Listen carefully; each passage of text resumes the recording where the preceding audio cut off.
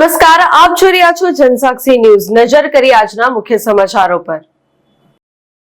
Ankleshwar A division, rural B division અને GIDC police મથકમાં ઝડપાયેલા વિદેશી દારૂના હાંસોડ રોડ ઉપર આમળાખાડી નજીક પ્રાંત અધિકારી ભવદીપસિંહ જાડેજા, ડીવાયએસપી ડોક્ટર કુશલ ઓઝા, મામલતદાર કરણસિંહ રાજપૂતની ઉપસ્થિતિમાં રોલર ફેરવી નાશ કરવામાં આવ્યો હતો। 4 પોલીસ મથક મળી કુલ ₹34 લાખ ઉપરાંતના વિદેશી દારૂની 21,000થી વધુ નંગ બોટલો ઉપર રોલર ફેરવી નાશ કરવામાં આવ્યો હતો। આ નાશ પ્રસંગે નશાબંધી અધિકારી એબી ગણાવા સહિત 4 પોલીસ મથકના પીઆઈ સહિત પોલીસ કર્મીઓ ઉપસ્થિત રહ્યા હતા। આજરોજ અંકલેશ્વર ડિવિઝનના 4 police station, A division police station, B division police station, GIDC police station તથા રૂરલ પોલીસ સ્ટેશનનો લગભગ 34 લાખ જેટલો મુદ્દામાલ જે છે પ્રોહિબિશનનો, IMFLનો, તેનો એસડીએમ સાહેબ, નશાબંધી અધિકારી સાહેબ તથા જરૂરી તમામ અધિકારી અને કર્મચારીઓની હાજરીમાં પંચનામું કરી અને મુદ્દામાલનો નિકાલ કરવામાં આવ્યો છે।